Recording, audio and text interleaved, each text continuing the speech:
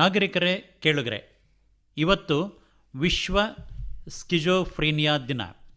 ತೀವ್ರ ಮಾನಸಿಕ ಕಾಯಿಲೆ ಅಥವಾ ಚಿತ್ತ ವಿಕಲತೆ ಅಂದ್ಕೊಂಡು ಕರೆಯೋದಿದೆ. ಈ ಕುರಿತಂತೆ ಇವತ್ತು ನಮ್ಮ ಜೊತೆಗೆ ಮಾತನಾಡ್ತಿದ್ದಾರೆ ಮಡಿಕೇರಿಯ ಜಿಲ್ಲಾ ಆರೋಗ್ಯ ಮತ್ತು ಕುಟುಂಬ ಕಲ್ಯಾಣ ಇಲಾಖೆಯ ಜಿಲ್ಲಾ ಮಾನಸಿಕ ಆರೋಗ್ಯ ಘಟಕದ ಮನೋವೈದ್ಯರಾಗಿರುವ ಡಾಕ್ಟರ್ ಡೇವಿನ್ ಕರ್ಕಡ ಅವರು. ವಿಶ್ವ ಸಿಜೋಫ್ರೆನಿಯಾ ಅವೇರ್ನೆಸ್ ದಿನಾಚರಣೆ ಅಂತ ಹೇಳ್ತೇವೆ, ಅರಿವು ಮೂಡಿಸುವ ದಿನ. ಮಾನಸಿಕ ಕಾಯಿಲೆ ತುಂಬಾ ಇದ್ದೇವೆ. ಅದರಲ್ಲಿ ತೀವ್ರ ಮಾನಸಿಕ ಕಾಯಿಲೆಗಳು ಒಂದು ಸೆಕ್ಷನ್ ಇರ್ತದೆ ಸಪ್ರೇಟ್ ಆಗಿ. ತೀವ್ರ ಅಂತ ಯಾಕೆ ಹೇಳ್ತೇವೆ ಅಂದ್ರೆ ಸಿವಿಯರ್, ಅದನ್ನು ಮನೆಯಲ್ಲಿ ಮ್ಯಾನೇಜ್ ಮಾಡ್ಲಿಕ್ಕೆ ಆಗಲ್ಲ. ಮನೆ ಒಳಗೆ ಗಲಾಟೆ ಮಾಡ್ತಾರೆ, ಬೇರೆಯವರಿಗೆ ಹೊಡೆಯುವ ಚಾನ್ಸ್ ಇರ್ತದೆ, ಬಟ್ಟೆ ಸರಿ ಹಾಕಲ್ಲ, ಅವರ ಪರ್ಸನಲ್ ಕೇರ್ ತಗೊಳ್ಳಲ್ಲ, ರಸ್ತೆಗೆ ಓಡಿ ಹೋಗ್ತಾರೆ, ಏನೆಲ್ಲ ಭ್ರಮೆಗಳು ಇರ್ಬೋದು. ಮನೆಯಲ್ಲಿ ಕಷ್ಟ ಅಂತ ಕೆಲವರು ಅವರನ್ನು ಕಟ್ಟಿ ಹಾಕ್ತಾರೆ. ಕೆಲವು ಸಲ ಅವರಿಗೆ ಬೇರೆ ರೂಮ್ ಅಲ್ಲಿ ಸಪ್ರೇಟ್ ಇರ್ತಾರೆ, ಹೊರಗೆ ಹೋಗ್ಲಿಕ್ಕೆ ಬಿಡಲ್ಲ. ಕೆಲವು ಸಲ ಮೂಢನಂಬಿಕೆಗಳು ಇರ್ತದೆ, ಬೇರೆ ಬೇರೆ ಚಿಕಿತ್ಸೆ ಮಾಡ್ತಾರೆ. ಅದು ಕೆಲವು ಸಲ ಅಷ್ಟು ಬೇಗ ಸುಲಭವಾಗಿ ಹುಷಾರಾಗಲ್ಲ. 1910 ಡಾಕ್ಟರ್ ಯೂಜಿನ್ ಬ್ಲೋಲರ್ ಈ ಟರ್ಮ್ ಕೊಟ್ಟಿದ್ದು ಸಿಜೋಫ್ರೇನಿಯಾ ಅಂತ. ಅದರ ಇಂಗ್ಲಿಷ್ ಅಲ್ಲಿ ಅರ್ಥ ಸ್ಪ್ಲಿಟ್ಟಿಂಗ್ ಆಫ್ ಮೈಂಡ್, ಮನಸ್ಸು ಭಾಗ ಆಗುವುದು. ತುಂಬಾ ಜನರು ಎನಿಸ್ತಾರೆ ಸಿಜೋಫ್ರೇನಿಯಾ ಇದ್ರೆ ಅವರಿಗೆ ಎರಡು ಮನಸ್ಸು ಇರ್ತದೆ. ಒಂದು ಕರೆಕ್ಟ್ ಮನಸ್ಸು, ಹುಷಾರಿರ್ತಾರೆ, ಇನ್ನೊಂದ್ಸಲ ಬೇರೆ ತುಂಬಾ ಕೋಪ ಇರ್ತದೆ, ಬೇರೆಯವ್ರಿಗೆ ಹೊಡಿತಾರೆ, ಹಾಗೆ. ಆದ್ರೆ ಹಾಗೇನಿಲ್ಲ, ಇದು ಒಂದೇ ಮನಸ್ಸೇ. ಆದ್ರೆ ನಮ್ಮ ಮನಸ್ಸಲ್ಲಿ ಆ ಸಂತುಲನ ತಪ್ಪೋಗ್ತದೆ. ನಡೆಯುವಾಗ ಮಾತಾಡುವಾಗೆಲ್ಲ ನಮ್ಗೆ ಗೊತ್ತಿರ್ತದೆ ಇದು ನಿಜ ಲೋಕ ಅಂತ. ನಾವು ಹಾಗೆ ಮಾತಾಡ್ತೇವೆ, ಹಾಗೆ ಅನುಭವಗಳು ಭಾವನೆಗಳೆಲ್ಲ ಹಾಗಿರ್ತದೆ. ಈಗ ನಾವು ಕನಸು ನೋಡುವಾಗ ಅದು ಆಕ್ಚುಲಿ ಭ್ರಮೆ, ಆದ್ರೆ ನಾವು ಕನಸಲ್ಲಿರುವಾಗ ನಮ್ಗೆ ಅದು ನಿಜ ಅಂತ ಅನಿಸ್ತದೆ. ಅದೇ ತರ ಈ ಪೇಷಂಟ್ಸ್ ಅವರಿಗೆ ಯಾವ್ದು ನಿಜ, ಯಾವ್ದು ಕನಸು, ಯಾವ್ದು ಭ್ರಮೆ ಗೊತ್ತಾಗಲ್ಲ. ಈ ಪೇಷಂಟ್ಸ್ ತುಂಬಾ ವರ್ಷದಿಂದ ನೋಡ್ತಾ ಇದ್ದಾರೆ, ನಾವು ಟ್ರೀಟ್ಮೆಂಟ್ ಸಹ ಕೊಡ್ತಾ ಇದ್ದೇವೆ. ಈಗ ಒಳ್ಳೆ ಮಾತ್ರೆಗಳು ಬಂದಿದೆ, ನಾವು ಲಕ್ಷಣಗಳನ್ನು ಗುರ್ತು ಮಾಡಿ ಅದೇ ಪ್ರಕಾರ ಮಾತ್ರೆಗಳನ್ನು ಕೊಡ್ಬೇಕಾಗ್ತದೆ. ಯಾರಾದ್ರೂ ಹೀಗೆ ಮಾಡಿದ್ರೆ ಅವರಿಗೆ ಸಿಜೋಫ್ರೇನಿಯಾ ಉಂಟಂತ ಹೇಳಲ್ಲ. ಒಂದು ಕ್ರೈಟೀರಿಯಾ ಅಟ್ಲೀಸ್ಟ್ 1 ತಿಂಗಳಿಗೆ ಈ ಲಕ್ಷಣಗಳು ಇರಬೇಕು. ಫಸ್ಟ್ ನಾವು ನೋಡಿದ್ರೆ ಅವರ ಆಲೋಚನೆಗಳು, ಎಕ್ಸ್ಟ್ರಾ ಯೋಚನೆಗಳು ಅಂತ ಹೇಳ್ತೇವೆ. ಈಗ ಯಾರಿಲ್ಲ ನಮ್ ಜೊತೆ, ನಾವಿಬ್ಬರೇ ಇದ್ದೇವೆ, ಅದು ಅವರಿಗೆ 3-4 ಜನ ಕಾಣ್ಬೋದು. ಅವರು ಅವರ ಬಗ್ಗೆ ಕೆಟ್ಟ ಮಾತಾಡ್ತಾ ಇದ್ದಾರೆ, ಅಥವಾ ಅವರ ಬಗ್ಗೆ ಬೈತಾ ಇದ್ದಾರೆ, ಅಥವಾ ಅವರಿಗೆ ಹಾನಿ ಬಗ್ಗೆ ಪ್ಲಾನ್ ಮಾಡ್ತಾ ಇದ್ದಾರೆ, ಹಾಗೆಲ್ಲ ಕೇಳ್ತದೆ. ಅದು ಆಕ್ಚುಲಿ ನಿಜ ಅಲ್ಲ. ಆದ್ರೆ ಅವರಿಗೆ ಕೇಳ್ಬೋದು, ಕೆಲವರಿಗೆ ಅವರು ಇದ್ದಾರೆ ಅಂತ ನೋಡ್ತಾರೆ, ಆಗ ಅವರಿಗೆ ಭಯ ಬರ್ತದೆ, ಅವರಿಗೆ ಉತ್ತರ ಕೊಡ್ಲಿಕ್ಕೆ ಹೋಗ್ತಾರೆ. ಆಗ ಸಾಮಾನ್ಯ ಜನರು ಏನ್ ಎನಿಸ್ತೇವೆ, ಅವ್ರು ತನ್ನಷ್ಟಕ್ಕೆ ನೆಗಡ್ತಾ ಇದ್ದಾರೆ, ತನ್ನಷ್ಟಕ್ಕೆ ಮಾತಾಡ್ತಾ ಇದ್ದಾರೆ, ನಮ್ಗೆ ಗೊತ್ತಾಗಲ್ಲ ಅವ್ರು ಯಾರ ಹತ್ರ ರೆಸ್ಪಾಂಡ್ ಮಾಡ್ತಾ ಇದ್ದಾರೆ.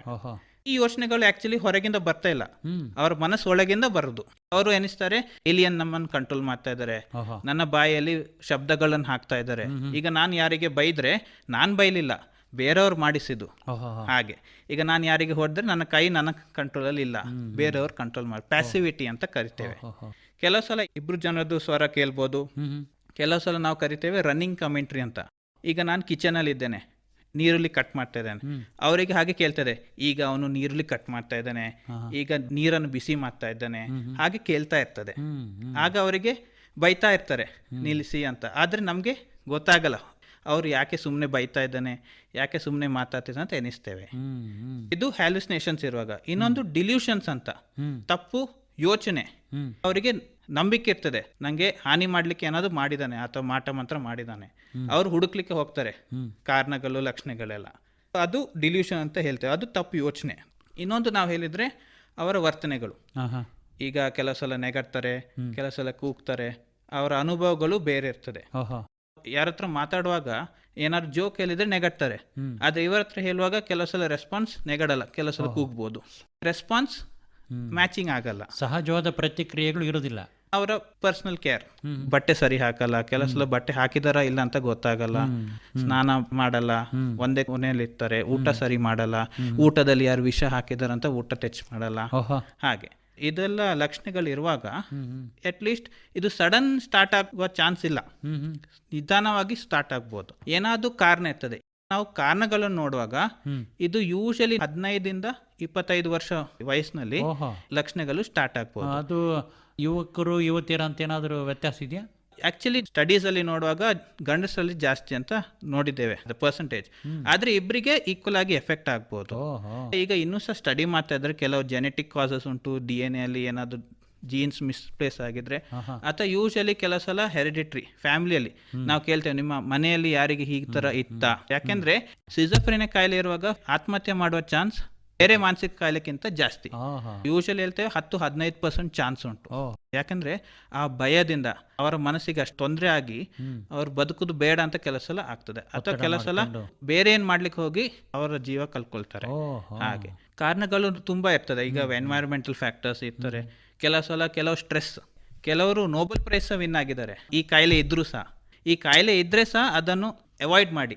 ಬ್ಯೂಟಿಫುಲ್ ಮೈಂಡ್ ಅಂತ ಒಂದು ಫಿಲ್ಮ್ ಇತ್ತು, ಅದರಲ್ಲಿ ಅವನು ಮ್ಯಾಥ್ಸ್ ಪ್ರೊಫೆಸರ್, ಅವನಿಗೆ ಸಿಜೋಫ್ರೆನಿಯಾ ಇತ್ತು. ಆದ್ರೆ ಅವನು ಪ್ರಾಕ್ಟೀಸ್ ಮಾಡಿ ಅವರಿಗೆ ವಾಯ್ಸಸ್ ಕೇಳ್ತಿತ್ತಲ್ಲ, ಅದನ್ನು ನಿಗ್ಲೆಕ್ಟ್ ಮಾಡಿ ಮ್ಯಾಥ್ಸ್ ಮೇಲೆ ಕಾನ್ಸಂಟ್ರೇಟ್ ಮಾಡಿ ನೋಬೆಲ್ ಪ್ರೈಸ್ ವಿನ್ ಆದದ್ದು. ಈ ಕಾಯಿಲೆ ಪರ್ಮನೆಂಟ್ ಅಲ್ಲ, ಟ್ರೀಟ್ಮೆಂಟ್ ಉಂಟು, ಔಷಧಿ ಕೊಟ್ಟು ಗುಣ ಮಾಡ್ಬೋದು, ತುಂಬಾ ಸಮಯಕ್ಕೆ ಕೊಡ್ಬೇಕಾಗ್ತದೆ ಮಾತ್ರೆ. ಮೋಸ್ಟ್ ಇಂಪಾರ್ಟೆಂಟ್ ಅಂದ್ರೆ ಮನೆಯವರು ಕಾಪರೇಟ್ ಮಾಡಬೇಕು. ಅವ್ರ ಪೇಷಂಟ್ ಅನ್ನು ನಿಗ್ಲೆಕ್ಟ್ ಮಾಡಬಾರ್ದು, ದೂರ ಹಾಕಬಾರ್ದು.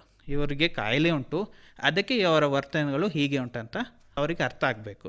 ಅದಕ್ಕೆ ನಾವು ಕೌನ್ಸಿಲಿಂಗ್ ಮಾಡುವಾಗ ಅವ್ರ ಮನೆಯವರು ಯಾರು ಅವರನ್ನು ನೋಡ್ತಾರೆ, ಅವರ ಕೇರ್ ಟೇಕರ್ಸ್, ಅವರಿಗೆ ಸಹ ಕೌನ್ಸಿಲಿಂಗ್ ಮಾಡ್ತೇವೆ. ಹಾಗೆ ವರ್ಲ್ಡ್ ಅಲ್ಲಿ 2 ಕೋಟಿ ಜನರಿಗೆ ಸ್ಕಿಜೋಫ್ರೆನಿಯಾ ಡಯಾಗ್ನೋಸ್ ಆಗಿದ್ದಾರೆ. ಅದಕ್ಕೆ ನಾವು ಅವೇರ್ನೆಸ್ ಕೊಡ್ತಾ ಇರ್ತೇವೆ. ಪ್ರತಿ ವರ್ಷ 24ನೇ ಮೇಗೆ ವಿಶ್ವ ಸ್ಕಿಜೋಫ್ರೆನಿಯಾ ದಿನಾಚರಣೆ ಅಂತ ಆಚರಿಸ್ತೇವೆ. ಡಾಕ್ಟರ್ ಫಿಲಿಪ್ ಪೆನೆಲ್ ಅವರದ ಬರ್ಡೇ. ಅವರು ಸ್ಟಾರ್ಟಿಂಗ್ ಅಲ್ಲಿ ಮಾನಸಿಕ ಪೇಷಂಟ್ಸ್ ಅನ್ನು ಹೇಗೆ ನೋಡುದು, ಟ್ರೀಟ್ಮೆಂಟ್ ಮಾಡೋದೆಲ್ಲ ಫೇಮಸ್ ಇದ್ರು. ಅವರ ಹೆಸರಲ್ಲಿ ಈ ದಿನ ಆಚರಣೆ ಮಾಡ್ತೇವೆ. ಮತ್ತೆ ಬೇರೆಯವರಿಗೆ ಅವೇರ್ನೆಸ್ ಕೊಡ್ತೇವೆ, ಜಾಥಾ ಕಾರ್ಯಕ್ರಮ ಮಾಡ್ತೇವೆ, ಸ್ಕೂಲಲ್ಲಿ ಪ್ರೋಗ್ರಾಮ್ಸ್ ಇರ್ತೇವೆ, ಪ್ರಬಂಧ ಸ್ಪರ್ಧೆ ಎಲ್ಲ, ಜನರಿಗೆ ಗೊತ್ತಾಗ್ಲಿ ಅಂತ. ಈ ತರ ಕಾಯಿಲೆಗಳು ಇದ್ದಾಗ ಡಾಕ್ಟರ್ ಅನ್ನ ಸಂಪರ್ಕಿಸಬೇಕು, ಟ್ರೀಟ್ಮೆಂಟ್ ತಗೊಳ್ಬೇಕು, ಔಷಧಿ ಉಂಟು, ಮತ್ತೆ ಫಾಲೋ ಅಪ್ ಇಂಪಾರ್ಟೆಂಟ್. ನಾವು ಅವರಿಗೆ 2-3 ತಿಂಗಳು ಕೊಟ್ಟು ಅವ್ರು ಸ್ವಲ್ಪ ಹುಷಾರಾದ್ಮೇಲೆ ಟ್ಯಾಬ್ಲೆಟ್ ನಿಲ್ಸಿದ್ರೆ ಪುನಃ ಜಾಸ್ತಿ ಆಗೋ ಚಾನ್ಸ್ ಇರ್ತದೆ. ಹಾಗೆ ನಾವು ಡಾಕ್ಟರ್ ಹತ್ರ ಕಾಂಟ್ಯಾಕ್ಟ್ ಅಲ್ಲಿ ಇರಬೇಕು. ವಾರಕ್ಕೆ ಅಥವಾ ತಿಂಗಳಿಗೆ ಕರೆಯುವಾಗ ಫಾಲೋಅಪ್ಗೆ ನೀಟಾಗಿ ಬಂದು ಮಾತ್ರೆ ತಗೊಳ್ತಾ ಇರಬೇಕು. ನಾವು ಮಾತ್ರೆ ಡೋಸ್ ಅಡ್ಜಸ್ಟ್ ಮಾಡ್ತೇವೆ ಅವರ ಲಕ್ಷಣಗಳನ್ನು ನೋಡಿ. ನಿದ್ರೆ, ಅವರ ಊಟ, ವರ್ತನೆಗಳು, ಅವರ ಆಲೋಚನೆಗಳು, ಬೇರೆಯವರಿಗೆ ಏನು ತೊಂದರೆ ಕೊಡ್ತಾ ಇದ್ದಾರೆ ಎಲ್ಲ ಕೇಳ್ತಾ ಇರ್ತೇವೆ. ಇದು ಯಾವ ಪ್ರದೇಶದಲ್ಲಿ ಹೆಚ್ಚಿಗೆ ಕಾಣಬಹುದು ಅಂತ ಹೇಳ್ತೀರಿ?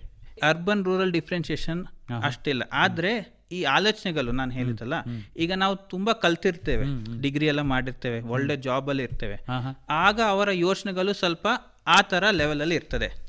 ಈಗ ಸೈಂಟಿಸ್ಟ್ ಅಥವಾ ಅವನು ಒಳ್ಳೆ ಸೈನ್ಸ್ ಅಲ್ಲಿ ಕಲ್ತಿದ್ದಾನೆ, ಡಿಗ್ರಿ ಎಲ್ಲ ಮಾಡಿದ್ದಾನೆ, ಆಗ ಅವರಿಗೆ ಈ ಆಲೋಚನೆ ಯಾರು ನಂಗೆ radio waves, microwaves, mobile antenna, ಈಗ ಪೇಷಂಟ್ಸಿಗೆ ಅದೆಲ್ಲ ಬರ್ತದೆ.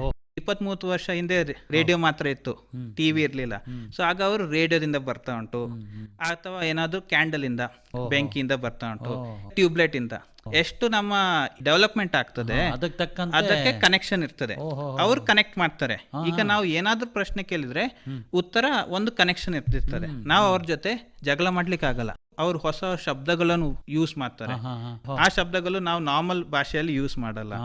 ಹಾಗೆ ಮತ್ತೆ ಬೇರೆಯವರಿಗೆ ಅರ್ಥ ಮಾಡ್ಲಿಕ್ಕೆ ಅವರು ಒಂದು ರೀತಿಯಲ್ಲಿ ಉತ್ತರ ಕೊಟ್ಟು ನಮ್ಗೆ ಕನೆಕ್ಷನ್ ಮಾಡ್ಲಿಕ್ಕೆ ಆಗಲ್ಲ, ಅವರಿಗೆ ಅರ್ಥ ಆಗ್ತದೆ. ಅವರ ಸ್ಟೋರಿ ನಾವು ಕೇಳುವಾಗ ಗಂಟೆ ಆಗ್ತದೆ. ಇವರ ಮಾನಸಿಕ ಕಾಯಿಲೆ ಉಂಟು, ಶಿಜೋಫ್ರೆನಿಯಾ ಇರ್ಬೋದಂತ ನಾವು ಬೇಗ ಡಯಾಗ್ನೋಸ್ ಮಾಡ್ಬೋದು. ಯಾವ್ದೆಲ್ಲ ಲಕ್ಷಣಗಳು ಪರ್ಟಿಕ್ಯುಲರ್ ನೋಡ್ತಾ ಇರ್ತೇವೆ, ಮನೆಯವರು ಏನ್ ಕಂಪ್ಲೇಂಟ್ಸ್ ಕೊಡ್ತಾರೆ ಮತ್ತೆ ಪೇಷಂಟ್ ವರ್ತನೆಗಳನ್ನು ನೋಡಿ ನಾವು ಡಯಾಗ್ನೋಸ್ ಮಾಡ್ಬೋದು. ಈ ಕಾಯಿಲೆಯಲ್ಲಿ ಏನಂದ್ರೆ ಅವರಿಗೆ ಸಂಶಯ ಇರ್ತದೆ, ಸಂಶಯ ಮನೆಯವ್ರ ಮೇಲೆ ಜಾಸ್ತಿ ಇರ್ತದೆ. ನಾನು ಡಾಕ್ಟರ್ ಆಗಿ ನಾನು ಹೊರಗಿನವನು, ಸೊ ಅವರಿಗೆ ಫಸ್ಟ್ ಗೊತ್ತಾಗ್ಬೇಕು ನಾವು ಅವರ ಸಂಶಯದ ಒಳಗಿದ್ದೇವೆ ಅಥವಾ ಹೊರಗಿದ್ದೇವೆ. ಈಗ ಏನಾದ್ರೂ ನಾವು ಜಗಳ ಮಾಡ್ಲಿಕ್ಕೆ ಹೋದ್ರೆ ಅವ್ರು ನಮ್ಮನ್ಸ ಅವರ ಮನೆಯವ್ರ ಜೊತೆ ಜಾಯಿನ್ ಮಾಡ್ತಾರೆ, ಅಂದ್ರೆ ನಾವು ಸಹ ಅವರಿಗೆ ತೊಂದರೆ ಕೊಡ್ತಾ ಇದ್ದೇವೆ ಅಂತ. ನಾವು ಮಾತಾಡುವಾಗ ಅವರಿಗೆ ನೋಡ್ಬೇಕು ನಾವು ಅವರ ಫ್ರೆಂಡ್ ಆಗಿ, ಅವರಿಗೆ ಫ್ರೆಂಡ್ಸ್ ಇರಲ್ಲ. ಈಗ ಏನಾಗ್ತದೆ ಅಂದ್ರೆ ಅವ್ರು ಎಲ್ಲರೂ ನಂಗೆ ಏನಾದ್ರೂ ಹಾನಿ ಮಾಡ್ಲಿಕ್ಕೆ ನೋಡ್ತಾ ಇದಾರೆ ಅಥವಾ ನಾನು ಒಬ್ಬನೇ, ಆ ತರ ಆತ್ಮಹತ್ಯೆ ಯೋಚನೆಗಳು ಸಹ ಬರ್ತಾ ಇರ್ತದೆ, ಏಕಾಂಗಿತನ ಕಾಡ್ತಾ ಇರುತ್ತೆ. ಹೌದು, ಅವ್ರು ಆಲ್ಮೋಸ್ಟ್ ಐಸೋಲೇಟೆಡ್ ಆಗ್ತಾರೆ, ಮತ್ತೆ ದುಶ್ಚಟಗಳೆಲ್ಲ ಸ್ಟಾರ್ಟ್ ಆಗೋ ಚಾನ್ಸ್ ಜಾಸ್ತಿ. ಸೊ ಅದಕ್ಕೆ ನಾವು ಟ್ರೀಟ್ಮೆಂಟ್ ಮಾಡುವಾಗ ಸಹ ಈ ದುಶ್ಚಟ ಬಿಡಿಸ್ಬೇಕು, ಯಾಕಂದ್ರೆ ಅದು ಸಹ ಮೆದುಳಿಗೆ ಎಫೆಕ್ಟ್ ಆಗ್ತದೆ. ಕ್ಯಾನಬಿಸ್ ಇಂಡ್ಯೂಸ್ಡ್ ಅಂತ ಹೇಳ್ತೇವೆ, ಗಾಂಜಾಯಿಂದ ಸ್ಕಿಜೋಫ್ರೆನಿಯಾ ಬಂದದ್ದು. ಹಾಗೆ ಪೂರ್ಣ ತೊಲಗಿಸ್ಬೋದಾ ಈ ಸಮಸ್ಯೆಯನ್ನ? ನಾವು ಟ್ರೀಟ್ಮೆಂಟ್ ಸ್ಟಾರ್ಟ್ ಮಾಡ್ತೇವೆ. ಮಾತ್ರೆ ಎಲ್ಲ ಸ್ಟಾರ್ಟ್ ಮಾಡಿದಾಗ ನಾವು ಡಿವೈಡ್ ಮಾಡ್ತೇವೆ 3 ತರ ಪೇಷಂಟ್ಸ್. 30-40% ಆಲ್ಮೋಸ್ಟ್ 95% ನಾರ್ಮಲ್ ಆಗ್ಬೋದು. ಇನ್ನೊಂದ್ಸಲ ಅವರು ಮಾತ್ರೆ ಸ್ಲೋ ಮಾಡಿ ಲೋ ಡೋಸಲ್ಲಿ ಇಡ್ಬೋದು, ಅವರಿಗೆ ಪುನಃ ಅವರ ಹಿಂದೆ ಕೆಲಸಕ್ಕೆ ಹೋಗ್ಬೋದು. ಬಾಕಿ 30% ಸ್ವಲ್ಪ ಲಕ್ಷಣಗಳು ಇರ್ತದೆ, 60% ಕ್ಯೂರ್ ಆಗ್ತಾರೆ. ಆಗ ಏನಾಗ್ತದೆ, ನಾವು ಕಂಟಿನ್ಯೂಸ್ ಫಾಲೋಅಪ್ ಕಲ್ಬೇಕು, ಮತ್ತೆ ಅವರ ಏನ್ ಕೆಲಸ ಮಾಡ್ತಿದ್ರು ಮುಂಚೆ ಅದಕ್ಕಿಂತ ಸ್ವಲ್ಪ ಕೆಳಗೆ ಕೆಲಸ ಟೀಚ್ ಮಾಡ್ಬೋದು. ನಾವು ರಿಹ್ಯಾಬಿಲಿಟೇಷನ್ ಅಂತ ಕರಿತೇವೆ, ವೋಕಲ್ ರಿಹ್ಯಾಬಿಲಿಟೇಷನ್, ಫಿಸಿಕಲ್ ರಿಹ್ಯಾಬಿಲಿಟೇಷನ್, ಅವ್ರು ಇಂಜಿನಿಯರ್ ಇದ್ರೆ ಸಹ ಮ್ಯಾಥ್ಸ್ ಮರ್ತು ಹೋಗಿರ್ತದೆ, ಅಥವಾ ಏನಾದರೂ ಆ ಸಬ್ಜೆಕ್ಟ್ ಆ ನಾಲೆಜ್ ಹೋಗಿರ್ತದೆ. ನಾವು ಏನು ಹೇಳ್ತೇವೆ, ಸೋಷಿಯಲ್ ಲ್ಯಾಡರಲ್ಲಿ ಅವ್ರು ಕೆಳಗೆ ಬರ್ತಾರೆ. ಇನ್ನು 30% ಅವರಿಗೆ ಎಷ್ಟು ನಾವು ಮಾತ್ರೆ ಕೊಟ್ಟರೆ ಸಹ ಇಂಪ್ರೂವ್ ಆಗುವ ಚಾನ್ಸ್ ಕಮ್ಮಿ. ಅದು 20-30% ನಾವು ಯೂಶಲಿ ಕೆಲವು ಸೆಂಟರ್ಸ್ ಅಲ್ಲಿ ಇರ್ತಾರೆ. ಅವರನ್ನು ಕಂಟಿನ್ಯೂಸ್ ಆಗಿ ನೋಡ್ಕೊಳ್ಬೇಕು. ಮನೆಯವರಿಗೆ ನೋಡ್ಲಿಕ್ಕೆ ಸ್ವಲ್ಪ ಕಷ್ಟ ಆಗ್ತದೆ. ಮತ್ತೆ ಕೆಲವರು ಎಕ್ಸ್ಟ್ರಾ ಯೋಚನೆಗಳೆಲ್ಲ ಕಮ್ಮಿ ಆಗ್ತದೆ, ನೆಗೆಟಿವ್ ಆಗ್ತದೆ. ಈಗ ಏನಾಗ್ತದೆ ಅಂದ್ರೆ ಮಾತಾಡೋದೇ ಇಲ್ಲ, ಒಬ್ಬರೇ ಇರ್ತಾರೆ. ಅದು ರೆಸಿಡ್ಯುವಲ್ ಸಿಜೋಫ್ರೇನಿಯಾ ಅಂತ ಅಥವಾ ನೆಗೆಟಿವ್ ಸಿಜೋಫ್ರೇನಿಯಾ ಅಂತ ಕರಿತೇವೆ. ಇದು ಅತಿ ಹೆಚ್ಚೆಲ್ಲ ಹೋಗಿರ್ತದೆ, ಆದ್ರೆ ಅವರು ಅವರ ಮನಸ್ಸಲ್ಲಿ ಇರ್ತಾರೆ, ಮಿಂಗಲ್ ಆಗಲ್ಲ, ಕೆಲಸ ಮಾಡ್ಲಿಕ್ಕೆ ಮನಸ್ಸಿರಲ್ಲ, ಇಂಟ್ರೆಸ್ಟ್ ಇರಲ್ಲ, ಒಂದೇ ಕಡೆ ಕೂತ್ಕೊಂಡಿರ್ತಾರೆ, ಊಟ ಕೊಟ್ಟಾಗ ಊಟ ಮಾಡ್ತಾರೆ. ಹಾಗೆ ಅವರಿಗೆ ಇನ್ನು ಬೇರೆ ಬೇರೆ ಇಂಟ್ರೆಸ್ಟ್ ಮಾಡಲಿಕ್ಕೆ ಒಂದು ಕೌನ್ಸಿಲಿಂಗ್ ತರ ಅಥವಾ ರಿಹ್ಯಾಬಿಲಿಟೇಷನ್ ತರ ಸೆಂಟರ್ಸ್ ಇದೆ. ಕೊಡಗಿನಲ್ಲಿ ಆ ಥರದ ಸೌಲಭ್ಯ ಇದೆಯಾ? ರಿಹ್ಯಾಬಿಲಿಟೇಷನ್ ಈಗ ಸಿಜೋಫ್ರೇನಿಯಾಗೆ ಕೊಡಗನಲ್ಲಿಲ್ಲ, ಬ್ಯಾಂಗ್ಳೂರಲ್ಲಿ ಕೆಲವು ಕಡೆ ಉಂಟು. ಹೊರರೋಗಿ ವಿಭಾಗದಲ್ಲಿ ಟ್ರೀಟ್ಮೆಂಟ್ ಮಾಡಿ ಮನೆಯವರನ್ನು ನೋಡ್ಕೊಳ್ಳಿಕ್ಕೆ ಹೇಳ್ತೇವೆ. ಯಾಕೆಂದ್ರೆ ನಮ್ಮ ಗುರಿ ಅವರನ್ನು ಸೆಂಟರಿಗೆ ಸೇರಿಸೋದು ಅಥವಾ ಸಪ್ರೇಟ್ ಇಡೋದಲ್ಲ. ನಮಗೆ ಗುರಿ ಅವರನ್ನು ಪುನಃ ಮನೆಗೆ ಸೇರಿಸ್ಬೇಕಂತ, ಪುನಃ ಅವ್ರ ಕಮ್ಯುನಿಟಿಯಲ್ಲಿ ಏನಾದರೂ ಕೆಲಸ ಮಾಡಬೇಕು, ಹೆಲ್ಪ್ ಆಗಬೇಕು, ರೋಲ್ ಆಗಬೇಕು. ಅವರನ್ನು ಸೊಸೈಟಿಯಿಂದ ಹೊರಗೆ ತೆಗೆದು ಬೇರೆ ಕಡೆ ಇಟ್ಟರೆ ಅದು ನಮ್ಮ ಗುರಿ ಫುಲ್ಫಿಲ್ ಆಗಲ್ಲ ಅಲ್ವಾ. ನಮ್ಮ ಗುರಿ ಅವರನ್ನು ಹುಷಾರು ಮಾಡೋದು, ಟ್ರೀಟ್ ಮಾಡೋದು, ಪುನಃ ಅವ್ರ ಕಮ್ಯುನಿಟಿಗೆ ಏನಾದರೂ ಕೊಡಬೇಕು, ಸಹಜ ಸ್ಥಿತಿಗೆ ಬರಬೇಕನ್ಕೊಂಡು ಪ್ರಯತ್ನ ಮಾಡ್ತಾ ಹೋಗ್ತಾ ಇರ್ತೀರಿ ಅಲ್ವಾ? ಹೌದು ಹೌದು. ಇತ್ತೀಚೆಗೆ ಡಾಕ್ಟ್ರೆ, ಯೋಗದಿಂದ ಏನೆಲ್ಲ ಸಮಸ್ಯೆಗಳನ್ನು ಬಗೆಹರಿಸಲಿಕ್ಕೆ ಅವಕಾಶಗಳಿದಾವಂತ ಹೇಳಲಾಗ್ತಾ ಇದೆಯಲ್ಲ, ಆ ನಿಟ್ಟಿನ ಪ್ರಯತ್ನಗಳು ಈ ಒಂದು ಸಮಸ್ಯೆನ ನಿವಾರಣೆ ಮಾಡಲಿಕ್ಕೆ ಆಗ್ತದಾ? ನಾವು ರಿಹ್ಯಾಬಿಲಿಟೇಷನ್ ಹೇಳುವಾಗ ಯೋಗ, ಮೆಡಿಟೇಷನ್ ಎಲ್ಲ ಕಲಿಸ್ತೇವೆ, ಮಾಡ್ತೇವೆ. ಯಾಕಂದ್ರೆ ಮನಸ್ಸು, ಮೈಂಡ್ ಕಂಟ್ರೋಲ್ ಮಾಡಬೇಕು. ಈಗ ಏನಾಗ್ತದೆ ಅಂದ್ರೆ ಸ್ಟಾರ್ಟಿಂಗ್ ಸ್ಟೇಜ್ ಅವರ ಮೈಂಡ್ ಮೇಲೆ ಕಂಟ್ರೋಲ್ ಇಲ್ಲ, ಮನಸ್ಸು ಮೇಲೆ ಕಂಟ್ರೋಲ್ ಇಲ್ಲ. ಈಗ ನಾವು ಎಷ್ಟು ಯೋಗ ಕಲಿಸಿದ್ರೆ ಅಥವಾ ಎಷ್ಟು ಕೌನ್ಸಿಲಿಂಗ್ ಮಾಡಿದ್ರೆ ಅವರಿಗೆ ಅರ್ಥ ಆಗಲ್ಲ. ಸ್ಟಾರ್ಟಿಂಗ್ ಅಲ್ಲಿ ಮಾತ್ರೆಗಳು ಹಾಕ್ತೇವೆ, ಮಾತ್ರೆಗಳು ಟ್ರೀಟ್ಮೆಂಟ್ ಮಾಡಿದಾಗ ಸ್ವಲ್ಪ ಅವರ ಮನಸ್ಸು ಓಪನ್ ಆದಾಗ ಇದು ನಿಜ, ಇದು ಭ್ರಮೆ, ಸ್ವಲ್ಪ ಸ್ವಲ್ಪ ಗೊತ್ತಾದಾಗ ಕೌನ್ಸಿಲಿಂಗ್, ಯೋಗ, ಮೆಡಿಟೇಷನ್, ಥೆರಪಿ ಎಲ್ಲ ಮುಂದುವರಿಸ್ಬೋದು. ಸ್ಟಾರ್ಟಿಂಗ್ ಅಲ್ಲಿ ಕಷ್ಟ ಆಗ್ತದೆ.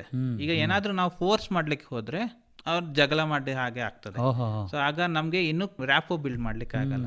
ಪೇಷಂಟ್ ಜೊತೆ ನಾವು ಡಾಕ್ಟರ್ ಅವ್ರ ಪೇಷಂಟ್ ಅಂತ ಆ ರಿಲೇಶನ್ಶಿಪ್ ಕಂಟಿನ್ಯೂ ಮಾಡ್ಲಿಕ್ಕೆ ಒಂದೇ ರೂಟಲ್ಲಿ ಹೋಗ್ಬೇಕು, ಸ್ಲೋ ಆಗಿ. ದೇವರು, ದಿಂಡ್ರು, ದೆವ್ವ ಅದು ಇದಂತ ಅನ್ಕೊಂಡಿದ್ದಕ್ಕೆ ಅರ್ಥ ಕೊಡೋದಿದೆ. ವಿಜ್ಞಾನದಲ್ಲಿ ಪ್ರತಿ ಸಮಸ್ಯೆಗೂ ಉತ್ತರ ಇದೆ.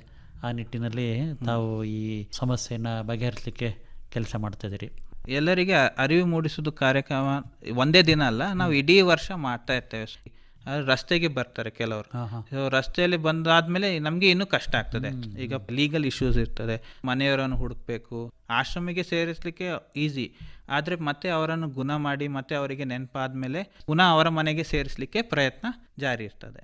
ಮನೆಯವರಿಗೆ ಕೌನ್ಸಿಲಿಂಗ್ ಮಾಡ್ತೇವೆ, ಮತ್ತೆ ಅದು ಫಾಲೋ ಅಪ್ ಮಾಡಬೇಕು. ಮನೆಯವರು ಮತ್ತೆ ಅವರು ಒಂದು ಗುಂಪಾಗಬೇಕು, ಒಬ್ಬರೇ ಹುಷಾರು ಮಾಡಲಿಕ್ಕೆ ಆಗಲ್ಲ, ಅದು ಟೀಮ್ ವರ್ಕ್ ಬೇಕು. ತಾವು ಮನೋವೈದ್ಯರಾಗಿ ಜಿಲ್ಲಾ ಮಾನಸಿಕ ಆರೋಗ್ಯ ಘಟಕದ ವತಿಯಿಂದ ಉಪಚಾರಕ್ಕೆಲ್ಲ ಉಚಿತವಾದ ವ್ಯವಸ್ಥೆ ಇದೆ, ಅದಕ್ಕೇನು ಶುಲ್ಕ ಅದಂತೇನು ಇರ್ಲಿಕ್ಕೆ ಏನಿಲ್ಲ, ಎಲ್ಲ ಫ್ರೀ. ನಾವು ಡ್ರಗ್ಸ್ ಗವರ್ಮೆಂಟ್ ಇಂದ ಬರ್ತದೆ, ಅದು ಫ್ರೀ ಡ್ರಗ್ಸ್ ಸ್ಕೀಮ್. ಮತ್ತೆ ಅವರಿಗೆ ಮನೋಚೈತನ್ಯ OPD ಮಾಡ್ತೇವೆ ಸಮುದಾಯ ಆರೋಗ್ಯ ಕೇಂದ್ರ ಮತ್ತು ತಾಲೂಕು ಹಾಸ್ಪಿಟಲ್ ಅಲ್ಲಿ, ಮತ್ತು ಕೆಲವು ಪ್ರಾಥಮಿಕ ಆರೋಗ್ಯ ಕೇಂದ್ರದಲ್ಲಿ ನಾವು ವಿಸಿಟ್ ಮಾಡ್ತೇವೆ. ಆಗ ಪೇಷಂಟ್ಸ್ ಇದ್ರೆ ಅವ್ರು ಆ ದಿನ ನಮ್ಮನ್ನು ಅವರನ್ನು ಕರೆಸ್ತಾರೆ. ಸೊ ನಾವು ಫಾಲೋ ಅಪ್ ಮಾಡ್ತೇವೆ. ಡಿಸ್ಟ್ರಿಕ್ಟ್ ಹಾಸ್ಪಿಟಲ್ ಅಲ್ಲಿ ಎಲ್ಲ ದಿನ ಮನೋವೈದ್ಯರು ಇರ್ತಾರೆ. ಎಷ್ಟೋ ತಂದೆ ತಾಯಿಗಳು ಅಷ್ಟು ಸುಲಭ ಬಿಡಲ್ಲ. ಎಂಥ ಮಕ್ಕಳಾದ್ರೂ ಅವ್ರು ಒಳ್ಳೆಯವರಾಗಬೇಕಂತ ಅನ್ಕೊಂಡೆ ಹೋರಾಟ ಮಾಡ್ತಾರೆ. ದುಡ್ಡು ಖರ್ಚು ಮಾಡ್ಲಿಕ್ಕೂ ಹಿಂದೆ ಮುಂದೆ ನೋಡೋದಿಲ್ಲ. ಆಸ್ಪತ್ರೆಗಳಿಗೆ ತಪ್ಪದೆ ಹೋಗಿ ಉಪಚಾರವನ್ನು ತೆಗೆದುಕೊಂಡು ಬರೋದಿದೆ. ಈ ಒಂದು ಹಿನ್ನೆಲೆಯಲ್ಲಿ ತಾವು ಕೊಡಗು ಜಿಲ್ಲೆಯಲ್ಲಿ ಕೆಲಸನ ಮಾಡ್ತಾ ಇದ್ದೀರಿ. ನಮ್ಮ ಶ್ರೋತೃಗಳು ಈ ಥರದ ಸಮಸ್ಯೆಗಳನ್ನು ಕಂಡ್ರೆ ಪ್ರಾಥಮಿಕ ಆರೋಗ್ಯ ಕೇಂದ್ರಕ್ಕೆ ತಾವು ಭೇಟಿ ಮಾಡೋ ಒಂದು ಸಂದರ್ಭವನ್ನು ಗಮನಿಸಿಕೊಂಡು ಉಪಚಾರವನ್ನು ತೆಗೆದುಕೊಳ್ಳಿ. ಸ್ಕಿಜೋಫ್ರೀನಿಯಾ, ತೀವ್ರ ಮಾನಸಿಕ ಕಾಯಿಲೆ ಅಥವಾ ಚಿತ್ತವಿಕಲತೆ, ಈ ಕುರಿತಂತೆ ಇವತ್ತು ವಿಷಯಗಳನ್ನು ಪ್ರಸ್ತಾಪ ಮಾಡಿದಿರಿ. ತಮಗೆ ಧನ್ಯವಾದಗಳು. ನಮಸ್ಕಾರ. ನಮಸ್ಕಾರ. ಕೇಳುಗರೆ, ಇದುವರೆಗೆ ಸ್ಕಿಜೋಫ್ರೀನಿಯಾ, ತೀವ್ರ ಮಾನಸಿಕ ಕಾಯಿಲೆ ಅಥವಾ ಚಿತ್ತವಿಕಲತೆ ಲಕ್ಷಣಗಳು ಹೇಗಿರ್ತವೆ, ಉಪಚಾರವನ್ನು ಹೇಗೆ ಪಡೆದುಕೊಳ್ಬೇಕು, ಪೋಷಕರ ಪಾತ್ರ ಏನು ಅಂದ್ಕೊಂಡು ವಿಷಯಗಳನ್ನು ತಿಳಿಸಿದವರು ಕೊಡಗು ಜಿಲ್ಲೆಯ ಜಿಲ್ಲಾ ಆರೋಗ್ಯ ಮತ್ತು ಕುಟುಂಬ ಕಲ್ಯಾಣ ಇಲಾಖೆಯ ಜಿಲ್ಲಾ ಮಾನಸಿಕ ಆರೋಗ್ಯ ಘಟಕದ ಮನೋವೈದ್ಯರಾಗಿರುವ ಡಾಕ್ಟರ್ ಡೇವಿನ್ ಕರ್ಕಡ ಅವರು. ಇವರನ್ನು ಸಂದರ್ಶಿಸಿದವರು ವಿಜಯ್ ಅಂಗಡಿ.